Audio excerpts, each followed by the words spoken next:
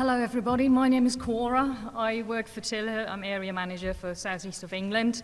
I'm originally from Germany. I studied forestry in Germany. I've came to the UK about 8 years ago, and today I really want to thank you for inviting me to come along and talk a bit about German forestry. So the title of my presentation is a bit sort of ambiguous because it does talk about plastic-free woodland establishment in Germany, and I didn't want to hide a deer management talk underneath it, but I might talk about deer management a bit more, which I think also links into what we've just heard presented from the Woodland Trust, but also what Craig Bennett mentioned. So to give you a brief overview,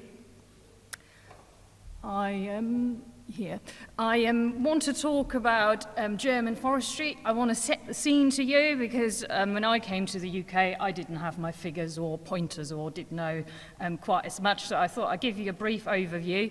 Then I want to talk about the plastic use. I will focus on tree shelters in Germany, and then I will talk a bit about wildlife management. Please do feel free to stop me at the wildlife management bit. And then I want to highlight some future pathways and where we are in Germany.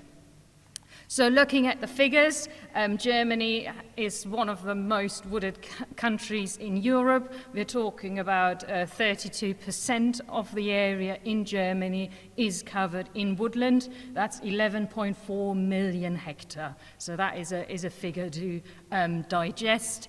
And we also have a timber growth of 121.6 million cubic meter per year.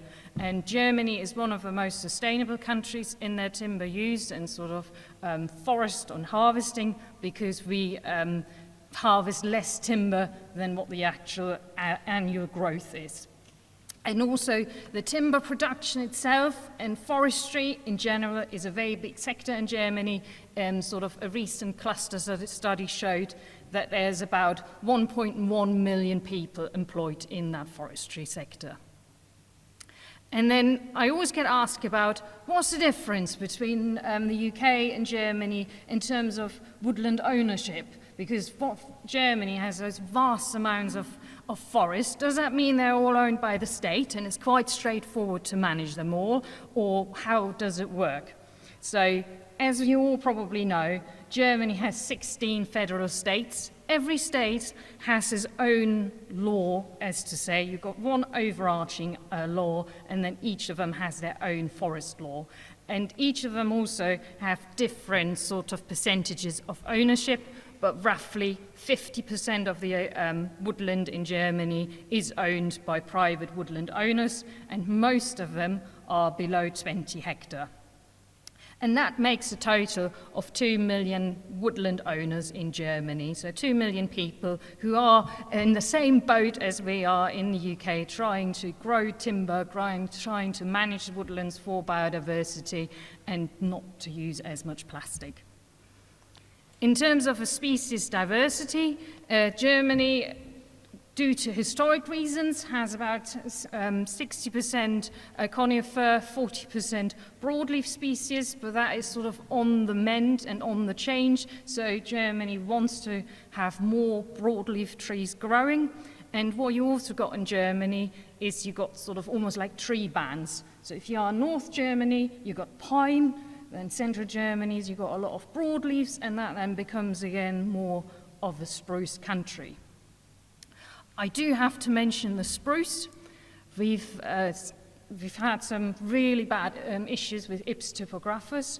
So since 2018, we've had, between 2018 and 2022, Germany has recorded 225 million cubic meter of timber that was damaged by Ips, and that is a very large figure, which results in 450,000 hectares that need to be restocked.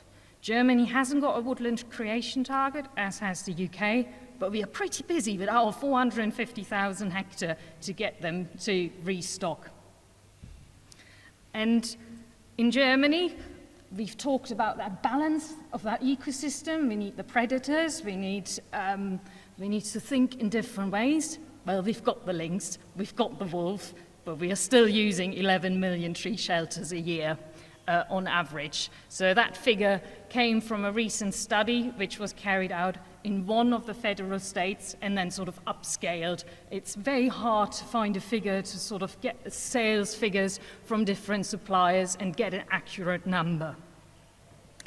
And another study has shown what are tree shelters actually made of, which is a bit more sort of looking at Europe.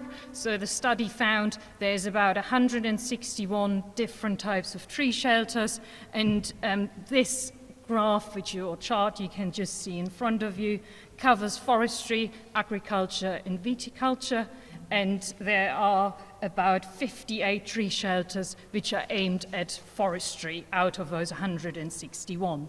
So forestry makes quite up a large percentage, a large group where tree shelters are used. So it is a very important sector.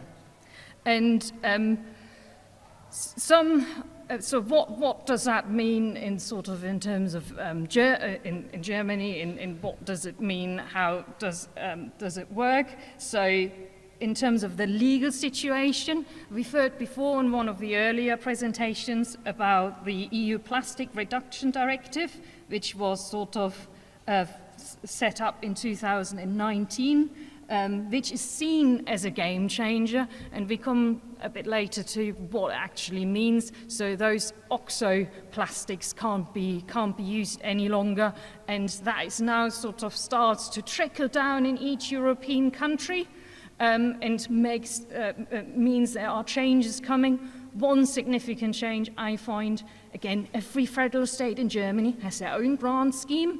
And Bavaria is stopping to fund plastic tree shelters from 2023, which I think is quite a remarkable move. And then also we are looking into a legal sort of perspective for Germany, that actually non-removal is not an option, because once the tree shelter has fulfilled its task to protect a tree, it's classed as rubbish, and you can't have rubbish in the woodland, so you're meant to remove it. But in praxis, or do foresters do that? It doesn't unfortunately quite work like that. So a recent questionnaire under woodland owners in Baden-Württemberg, which is sort of where Audi comes from, sort of Black Forest Gatto country, it's shown that 49% of the tree shelters have been removed across publicly owned forests, but everything that's more than 1,000 hectares, only about 20% of the tree shelters have been removed. And there's currently a study going on in Germany to look at the costs of removing all the tree shelters which have been used since 1990 and what that will cost Germany. So that really nicely also leads us over to wildlife management. I'm not pretending managing deer is the only solution. It's a very difficult network of different reasons, different problems on how we can reduce plastics. But I think wildlife management, particularly deer management, is one of them. So if we very briefly look at the Wildlife Act in Germany, so again, one overarching sort of stalking or hunting law for all of Germany. Each federal state has its own law, which has different closing season, different opening season, which makes wildlife management in Germany very difficult because the deer doesn't really know if it can go into Saxony or if it should stay in Brandenburg because there's still closing season. So if we look at the shooting law, and it really cares about the welfare of the deer, and it wants to have adapted deer population, and it also mentions that it should be sort of accounted for, that damage caused by game is avoided as far as possible.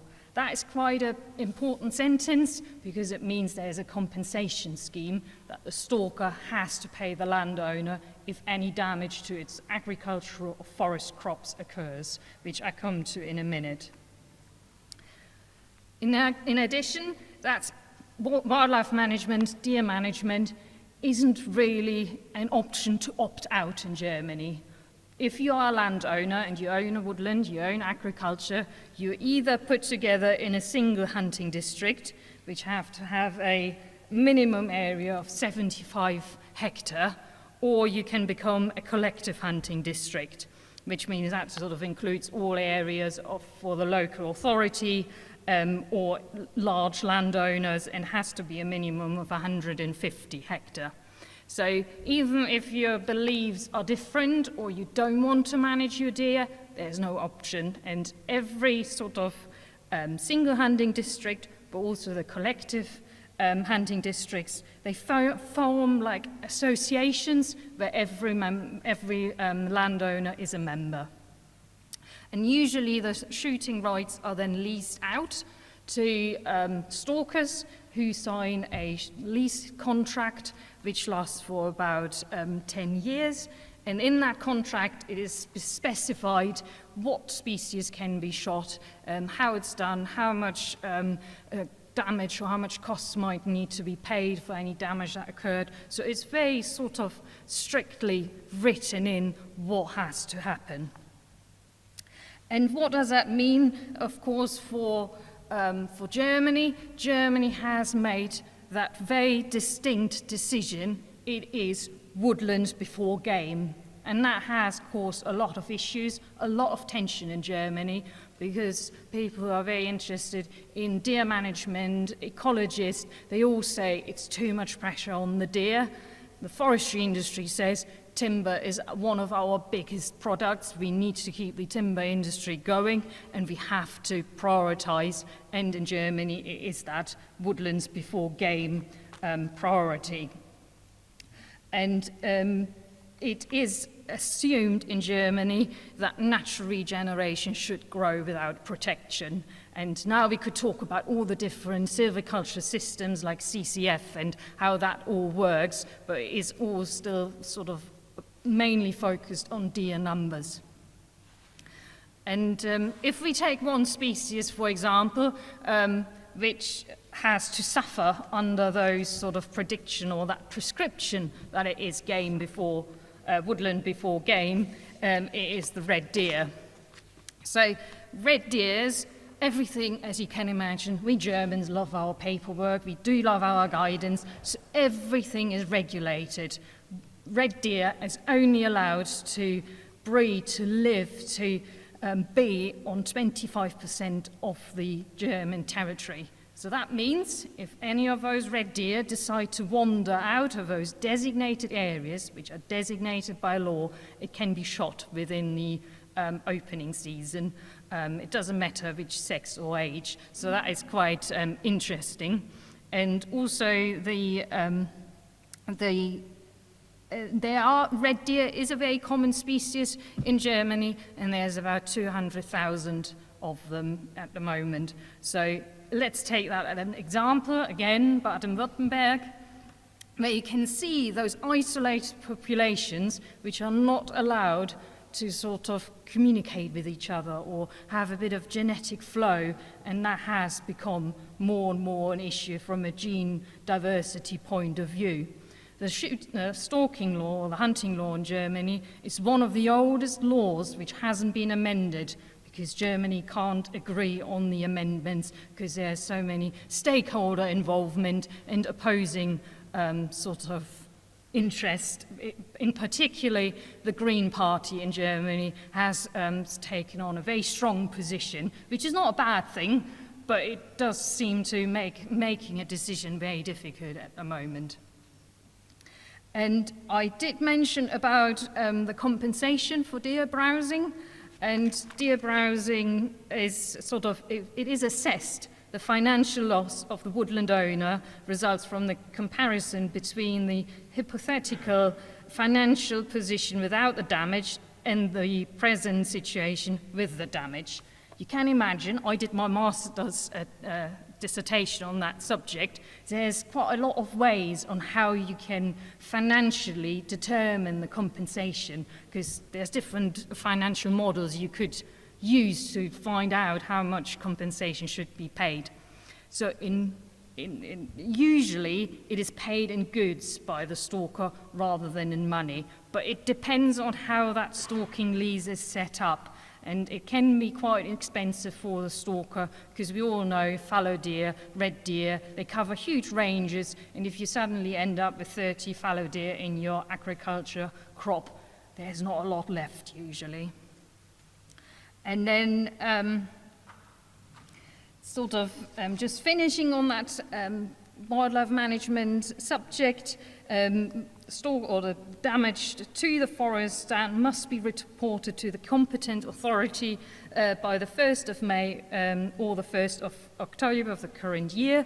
So the Forestry Commission in Germany is almost used to sort of moderate and help between sort of the stalker and the landowner to find a solution, and there's always sort of almost seen as the objective advice if it does come to any conflicts or anything. And a landowner is not entitled to compensation for game damage if the crop was not adequately protected.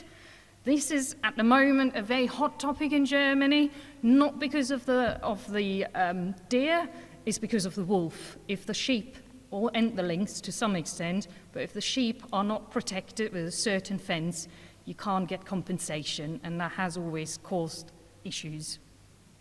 So what are the future pathways? I would like to mention, if you have got time, to Google is the Forest Cleanup Initiative, which is based in Bavaria. They have created quite a few studies, and I went to Germany earlier this year for a forest, like the APF, like a forest show, and they showed their newest tree shelters made out of galvanized paper, which seemed very interesting. And they are looking into writing a standard what biodegradable tree shelter mean in a forest environment, because what we usually think of biodegradable or compostable usually means it is compostable in a processor, in an anaerobic digester, or it has to go to a plant to be processed, but that usually takes 12 weeks. But usually that's not how long those machines or plants work in Germany. If it's not done within 3 weeks, it just gets burned. So even if they are biodegradable in terms of or compostable, sort of from an industry point of view, it doesn't mean that actually happens, unfortunately. Then I'm coming to my last 2 points, if I find my slide. We've also got the FSC, PFC in Germany. I think UQAS was mentioned, I think UQAS sort of sits within that as well, but in Germany it is now that certified woodlands are required to use tree shelters that are not made of fossil fuels and have to be moved after they have fulfilled their intent. And given that the timber markets are important in Germany and certification, that's quite a key thing that has been changed recently. Then the new federal hunting law might help with the situation in terms of allowing movement of deer species, and then sort of looking into stress physiology and all the other aspects to deer management. And the new plastic strategy of the European Union, which demands more information for consumers, which is also good to keep informed. And also what is very exciting is, I mentioned it briefly on the example of Bavaria with the new grant scheme. We've got UCO for woodland creation, which is sort of the first grant scheme which looks into those ecological services. And Germany is about imminently to release a new grant scheme for woodland management, so what would be our countryside stewardship scheme, with the use of ecosystem services. So I'm really excited to see what comes out of that and how woodland creation, deer management, restocking is factored into that, and hopefully then overarching will lead to a reduction of plastics. I got a few resources, and then I think Bramble will get us into lunch. Thank you very much.